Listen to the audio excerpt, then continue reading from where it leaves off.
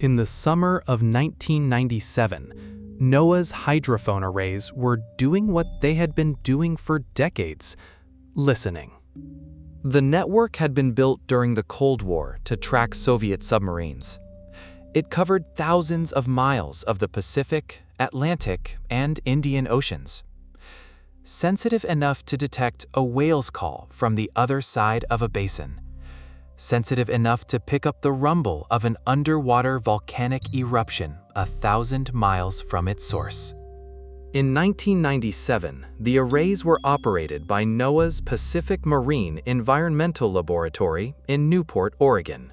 Researchers had logged thousands of sounds: biological calls, geological events, the low drone of distant shipping lanes.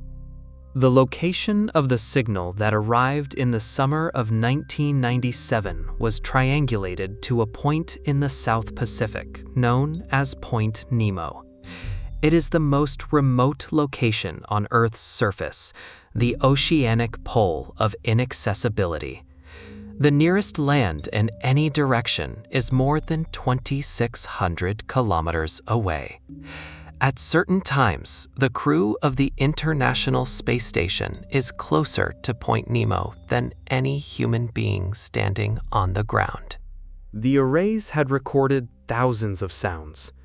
What arrived from that location in the summer of 1997 was something they had never recorded before. The sound lasted roughly 1 minute. Its frequency was ultra-low, below 0.1 Hz, far beneath the threshold of human hearing. It could not be heard by the human ear. It could only be read on a spectrogram, a printed graph of frequency against time, where the sound appeared as a rising sweep, climbing steadily before it stopped. NOAA researchers named it the Bloop. What made the bloop significant was not its frequency, it was its amplitude. The bloop was louder, by a considerable margin, than any sound on record from a known biological source. The blue whale is the loudest animal on Earth. A blue whale's call, at its peak, reaches around 188 decibels. It can be detected hundreds of miles away.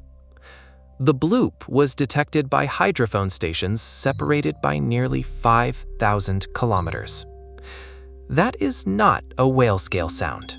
That is something else. Lead NOAA acoustician Christopher Fox said it publicly.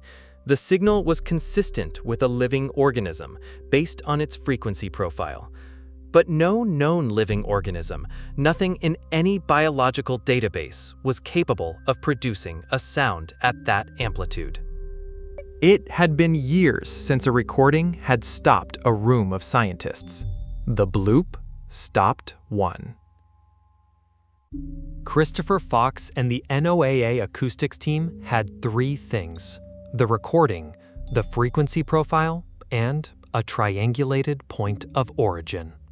The triangulation placed the source somewhere in the southeastern Pacific, near the Pacific-Antarctic Ridge, one of the most volcanically and seismically active underwater regions on the planet. The ridge runs along the boundary between the Pacific Plate and the Antarctic Plate. Submarine earthquakes there are common. Underwater volcanic activity is constant. But the bloop's frequency profile did not match geological sounds.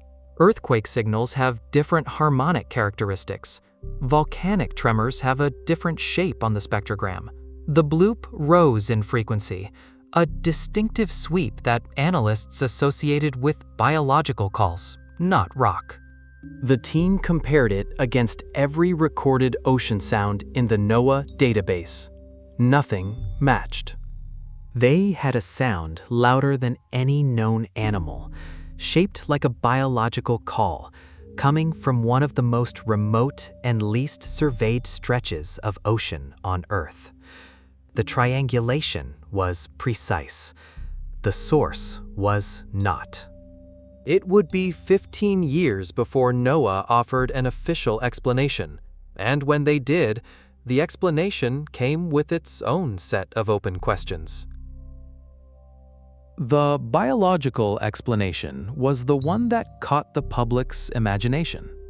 If the sound came from a living organism, the organism would need to be vastly larger than anything in the known biological record, larger than the blue whale, possibly larger than any animal that has ever existed. The deep Pacific had never been systematically surveyed at its lowest depths. Creatures had been found there, organisms adapted to extreme pressure and cold, that science had not known existed until a camera was lowered to find them. The argument went, if the deep ocean could hide a 6-foot-long predatory sponge, what else was down there? In 2012, NOAA offered a different answer. The bloop, they said, was almost certainly a cryoseism, the sound produced when a massive ice shelf fractures.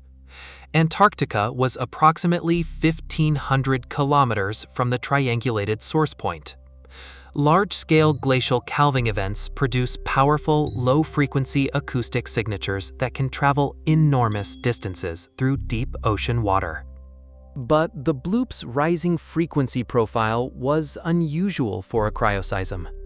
Ice fracture events typically show different harmonic characteristics. The shape on the spectrogram was not a standard glacial signature. NOAA stood by the cryoseism identification. Not every acoustician did. The bloop has not been recorded again at that amplitude. In the years since 1997, NOAA's hydrophone network has detected many sounds attributed to glacial calving in the southern Pacific. Some share partial characteristics with the bloop. None have matched its amplitude or its exact frequency profile. Point Nemo sits directly above the Pacific-Antarctic ridge.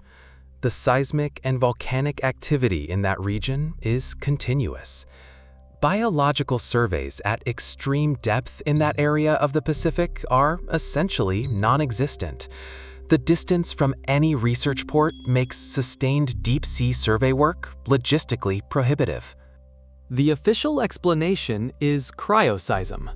The sound's profile does not fully match the cryoseism template.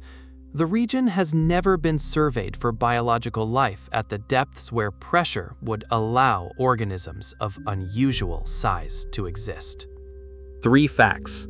All 3 are true simultaneously. The case is officially closed and genuinely open at the same time. The case is officially closed. NOAA's position has not changed since 2012. The bloop was a cryoseism. The case is in the database, categorized, filed. But consider what the official record actually contains. A sound louder than any known biological source, shaped like a biological call, triangulated to a location that has never been biologically surveyed, above one of the most geologically active submarine ridges on the planet, recorded once and never repeated at that intensity. The Pacific-Antarctic Ridge produces hundreds of seismic events every year. None has produced a signal matching the bloop. Whether the bloop was glacial fracture, volcanic tremor, or something that has never been cataloged, the ocean floor at Point Nemo remains, to this day, unvisited. No camera, no submersible, no net. Whatever produced that sound has not been seen. The bloop came from somewhere beneath the Pacific, a source triangulated to a coordinate on a map, and nothing more. An official answer existed, and the questions around it remained open. But not every mystery involves something that cannot be seen. Sometimes what is hidden has been hidden in plain sight, sealed inside iron walls, in a ship that crossed the Atlantic for decades, while no one thought to look. In 1858, when the SS Great Eastern slid into the Thames, she was the largest object ever built by human hands. 692 feet from bow to stern, 32,000 tons of displacement. She had been designed to carry 4,000 passengers, more than any ship afloat, more than any ship would carry again for decades. Her hull was iron, and not a single layer of iron. She had been given a double hull, an outer shell and an inner shell, with a sealed gap of roughly 3 feet between them. The gap ran the entire length of the vessel. It was designed to protect the ship's integrity in the event of a collision. If the outer hull was breached, the inner hull would hold. The double hull was her greatest engineering achievement. It would also keep her secret for 31 years. She was built at John Scott Russell's yard in Millwall on the Thames. She had required 5 years of construction and 2 failed launch attempts before she finally entered the water in November 1857. Isambard Kingdom Brunel had designed her to be unsinkable. Brunel was the foremost engineer of the Victorian age. He had built the Great Western Railway. He had designed the SS Great Britain, the first ocean-going ship with an iron hull and a screw propeller. He had designed the Clifton Suspension Bridge.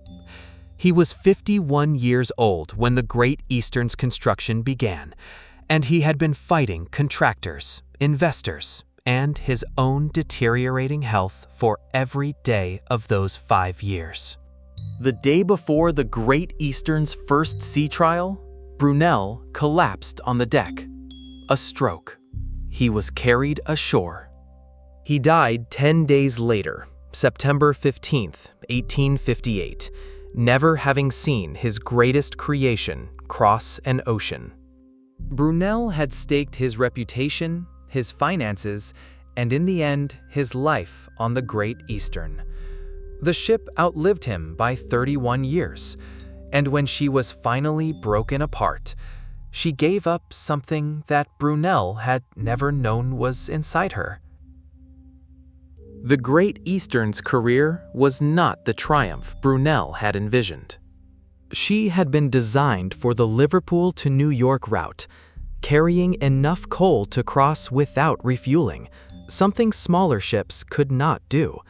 But she was too large for the docking facilities in most Atlantic ports. Ports that could handle her were rare.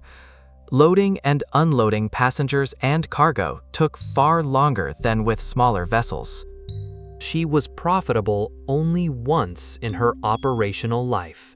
In 1866, when Cyrus Field's Atlantic Telegraph Company hired her to lay the transatlantic telegraph cable. The Great Eastern was the only ship large enough to carry the cable's entire length in a single voyage.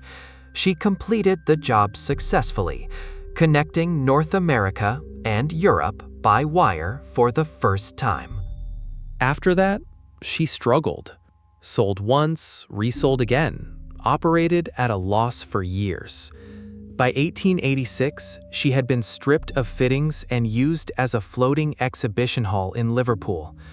2 years later, she was sold to a shipbreaking firm in Birkenhead for scrap.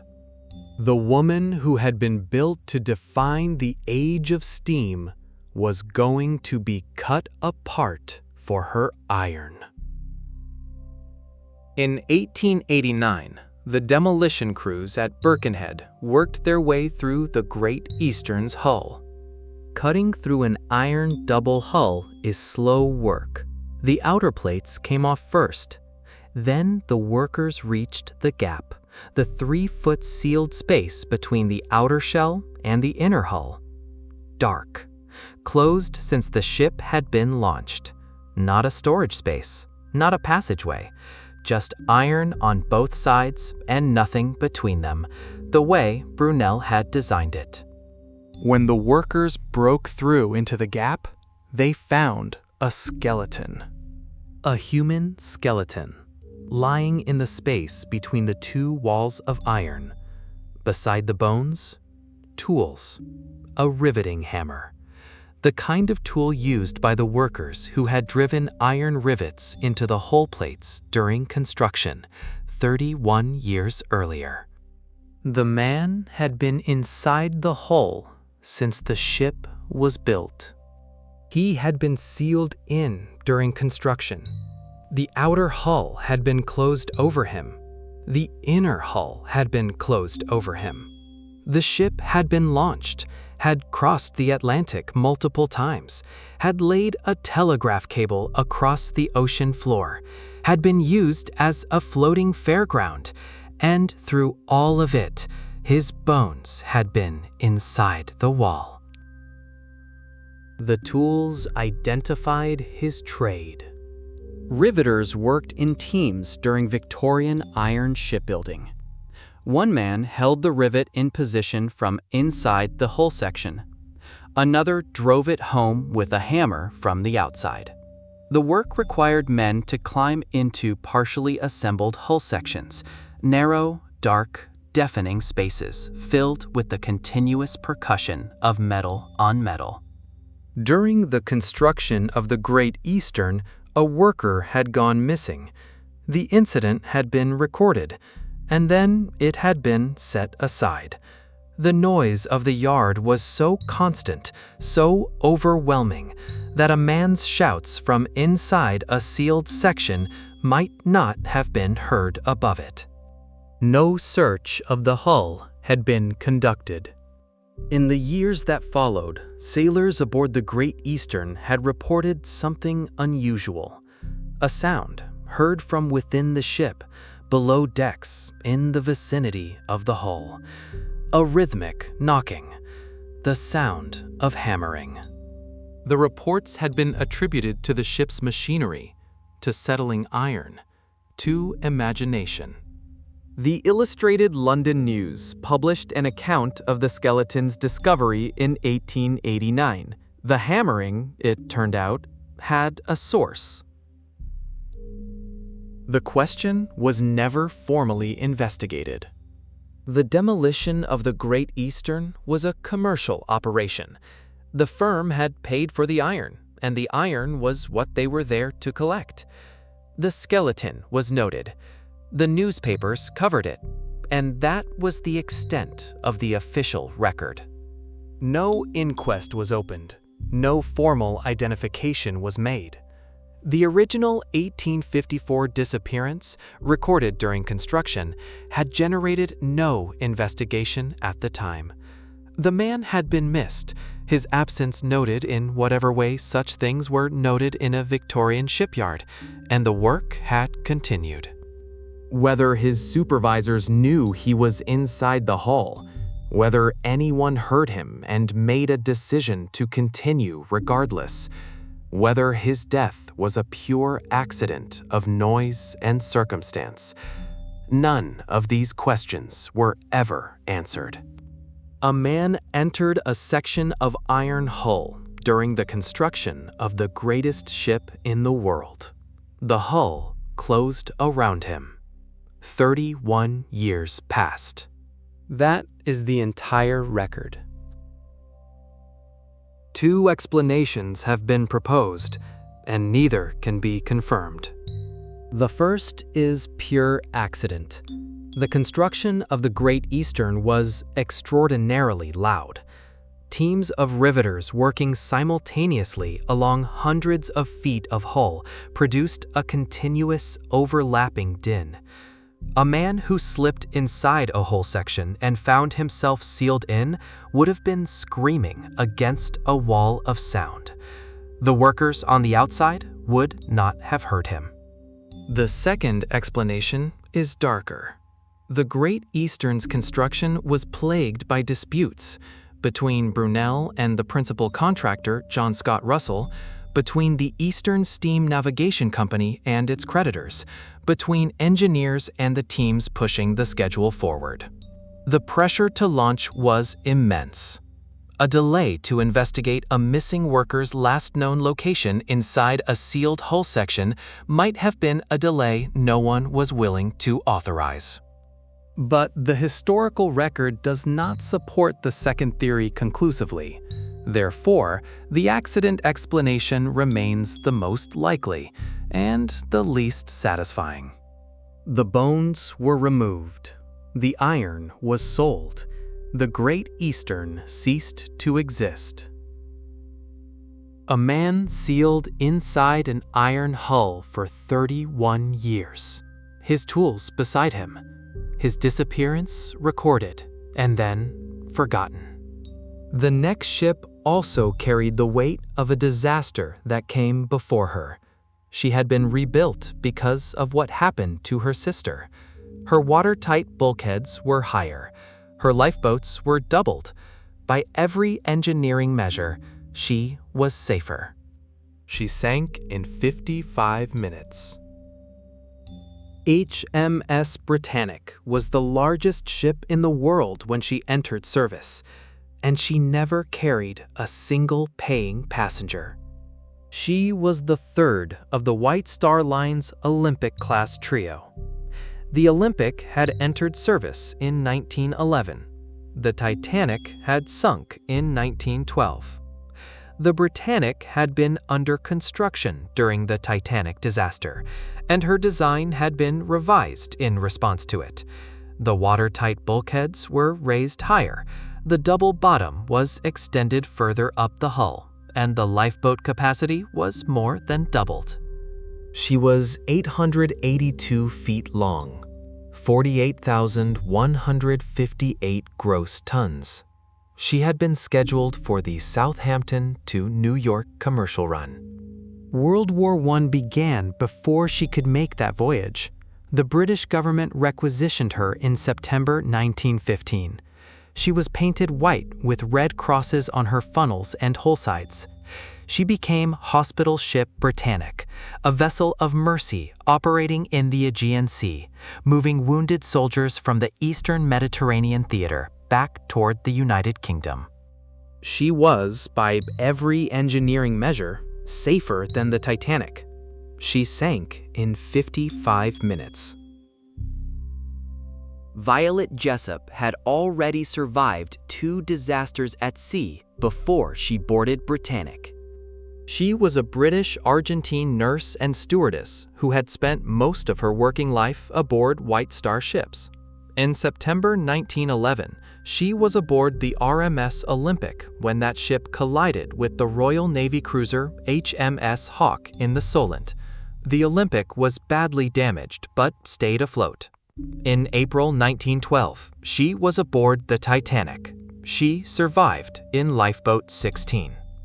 By November 1916, she was nursing aboard Britannic in the Aegean. Jessop had learned one thing from the Titanic. When the order came to abandon ship, get into a lifeboat immediately. She would follow that lesson on Britannic. She would lower herself into a lifeboat within minutes of the explosion. The lifeboat would be pulled into the ship's still turning propellers. Jessop jumped clear in time. She was struck underwater by a propeller blade. She described feeling her head hit something solid and surfaced. She survived. She died in 1971 at age 83, having outlived all 3 ships. At 8:12 in the morning on November 21, 1916, the explosion happened. The ship was in the Kea Channel, off the Greek island of Kea in the Aegean Sea. There were 1,066 people aboard, medical staff, crew, and patients. The explosion occurred on the starboard side near the bow, in the area of holds 2 and 3. The ship immediately began to list to starboard and to settle at the bow. Captain Charles Bartlett made a decision. He ordered full speed ahead and turned the ship toward the shore of Kea, 2 miles distant. His reasoning: if he could beach the ship before she sank, he could save everyone aboard. But the ship's engines were still running at full power when the first lifeboats were lowered from the stern. The propellers were churning at full speed in open water. The lifeboats swung out from their davits and lowered while the ship was still moving forward, were pulled directly into the propeller arc. 2 lifeboats were destroyed before the order reached the engine room to stop the screws. The sound was heard across the ship. 30 people died in those 2 lifeboats. They had followed the correct procedure. The ship's forward motion killed them. 1,036 people survived. The ship sank in 55 minutes, faster than the Titanic, which had taken 2 hours and 40 minutes to go under after hitting the iceberg. The speed of the Britannic's flooding was partly explained by her injuries from the explosion, but investigators also noted something else. 29 portholes in the forward lower decks had been found open. The portholes had been open for ventilation. The Britannic was a hospital ship. The wards below decks housed wounded soldiers, and in the early morning hours before the explosion, medical staff had been airing the wards, standard practice on a warm Mediterranean morning. No one had closed the portholes before the ship began to flood. As the bow went down, the open portholes went underwater. Water flooded in through each one, 29 separate ingress points, in addition to the damage from the explosion itself. Those open portholes would become the center of an argument that no official body ever fully resolved. Who had ordered them opened? Who was responsible for closing them in the event of an emergency? No individual was ever assigned responsibility. The British Admiralty conducted an inquiry into the sinking. The central question was the cause of the explosion. Was it a mine or a torpedo? The evidence for a mine was substantial. German submarine U-73, commanded by Kapitänleutnant Gustav Seiss, had laid a minefield in the Kia Channel on October 28, 1916, exactly 24 days before the Britannic passed through the same waters. The minefield had been documented in German naval records. The location matched. The evidence for a torpedo was thinner, but not absent. Some survivors reported seeing what they believed was a torpedo track approaching the ship before the explosion. Germany denied having attacked a hospital ship, a clear violation of international law, but denial alone did not constitute proof. In 1995, Robert Ballard located the Britannic's wreck at approximately 400 feet in the Kia Channel. His examination of the hull damage was consistent with a single external explosion. The pattern matched a mine more closely than a torpedo impact. But Ballard also found evidence of a second internal explosion, possibly coal dust or other materials igniting after the initial blast. This second explosion may have accelerated the flooding. Therefore, the mine theory has the weights of evidence. The torpedo theory has the weights of witness accounts. The mine explanation is the strongest. U-73's minefield was real. Its position was documented.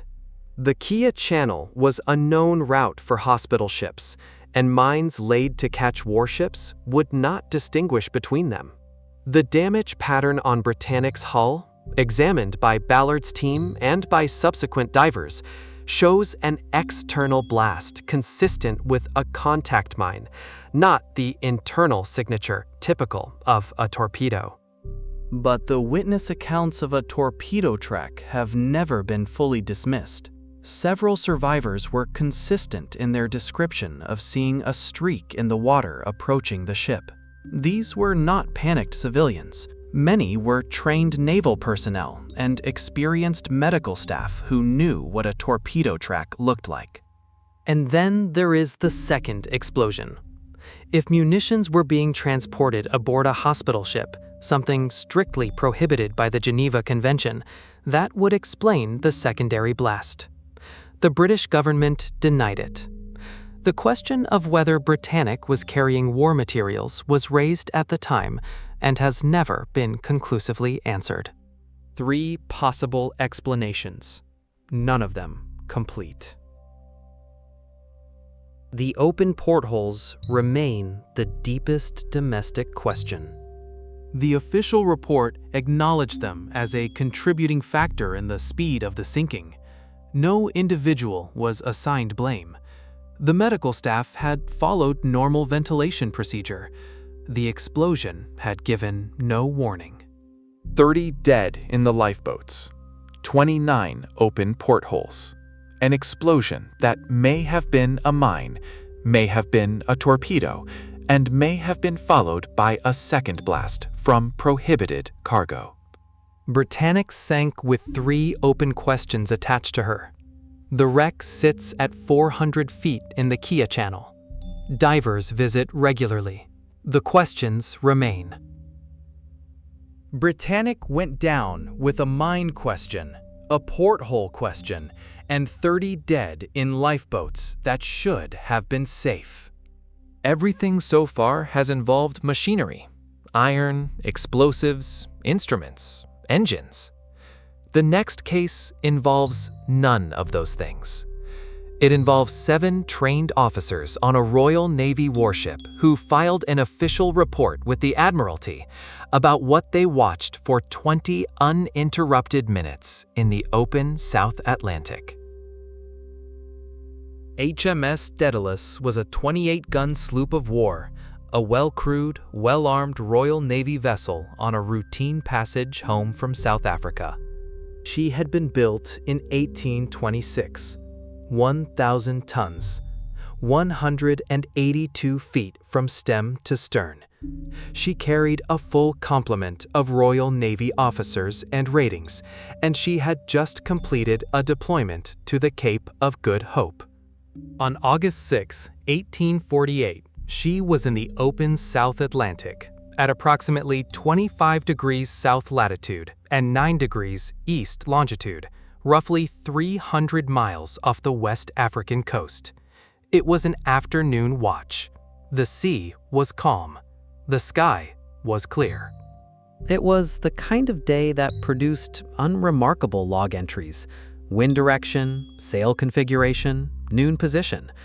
The officer of the watch recorded the ship's heading and nothing else unusual.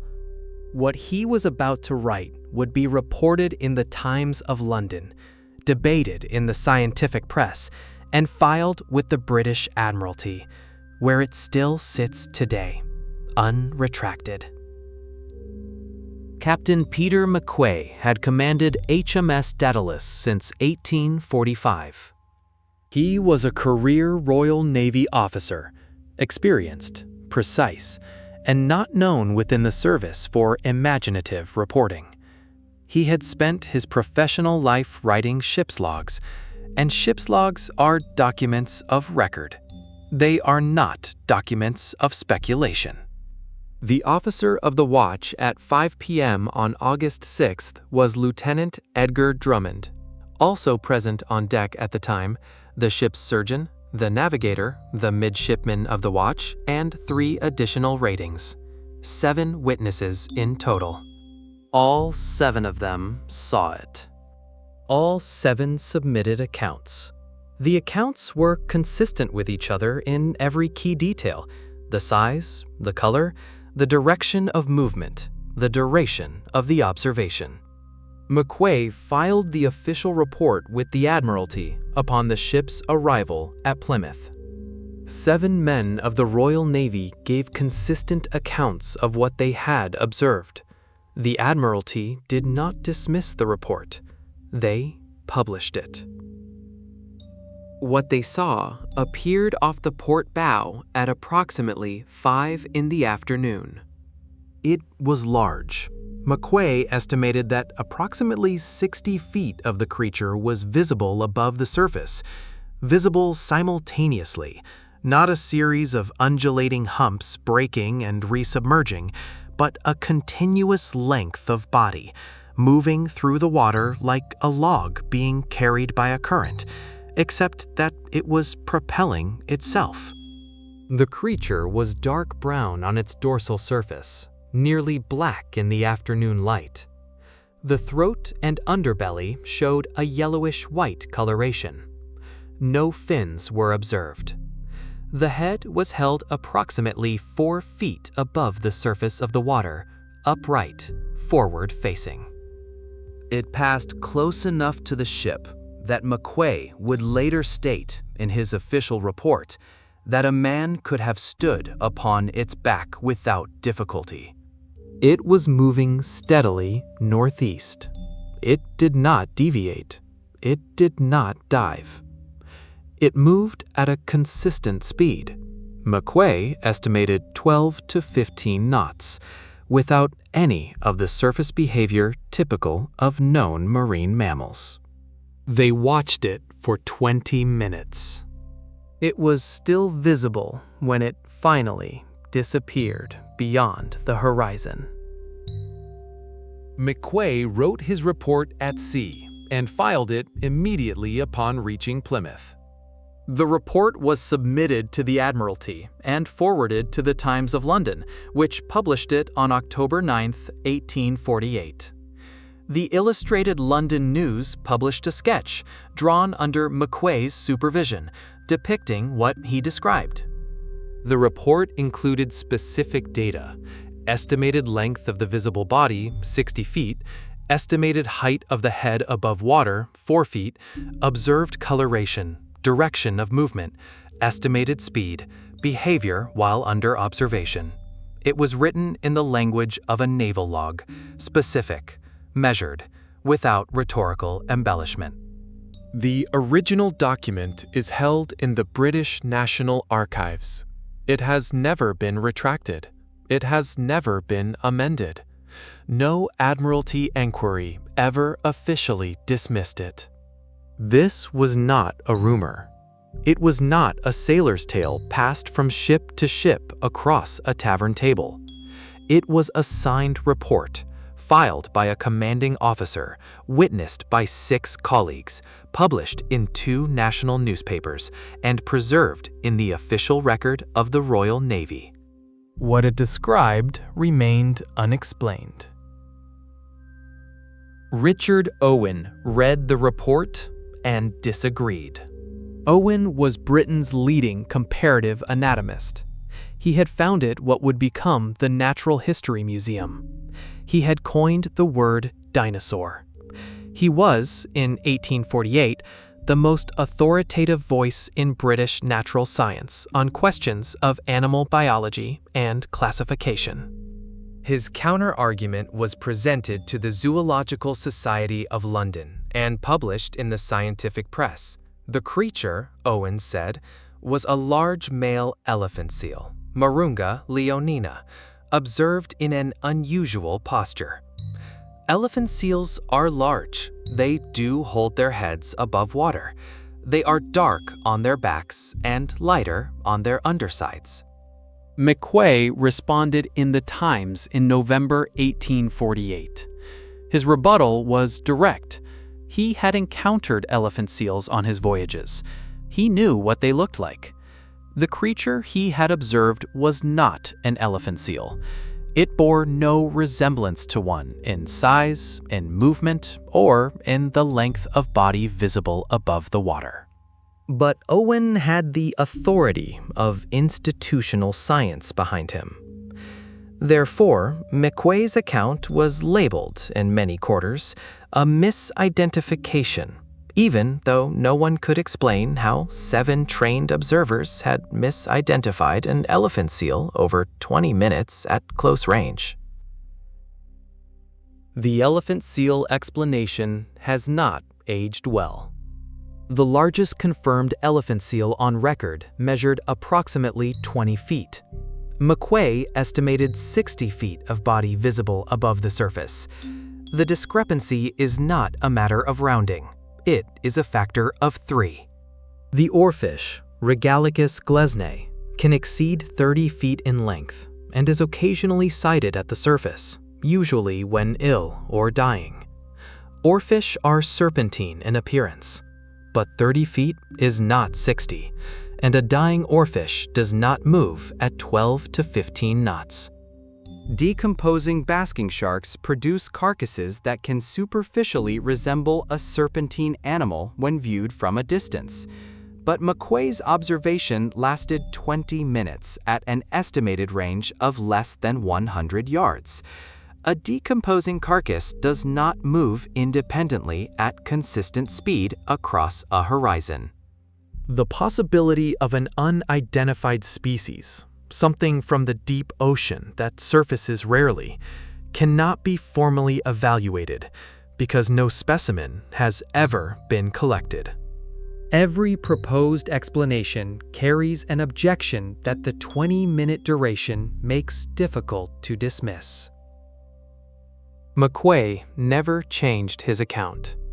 He maintained his description consistently until his death in 1885, 37 years after the sighting. Lieutenant Drummond's independent account matched in every key detail. The remaining 5 witnesses were consistent. The report has been reviewed by zoologists, marine biologists, oceanographers, and researchers in cryptozoology for 176 years. No consensus explanation exists. The 20-minute duration is the element that every proposed explanation struggles with most.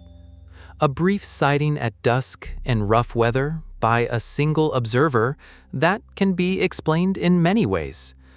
A sustained observation by 7 naval officers in clear afternoon light at close range for 20 minutes is a different category of event. The Daedalus report is still in the National Archives. What it describes has no confirmed name.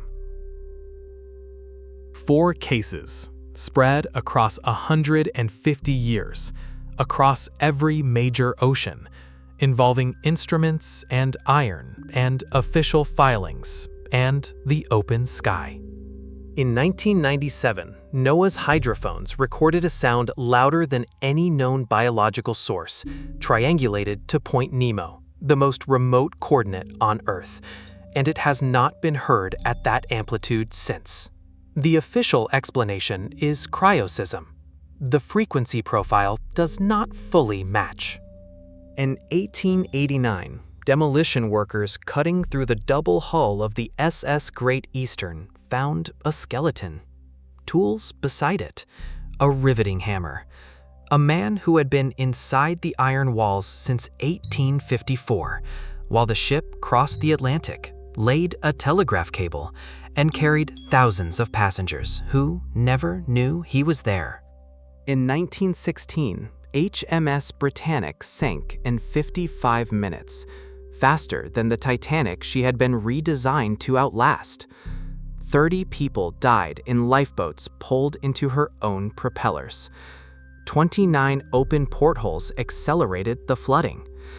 The explosion that started it may have been a mine, may have been a torpedo, may have been followed by a second internal blast from cargo that was never supposed to be aboard. And in 1848, 7 Royal Navy officers watched something move through the South Atlantic for 20 minutes and filed a report with the Admiralty that described 60 feet of creature above the water, dark brown, moving northeast at 15 knots. The report is still in the National Archives. Captain McQuay's handwriting is still legible. What he and his 6 colleagues saw for 20 minutes in 1848 has never been identified. The record is complete. The answer is not.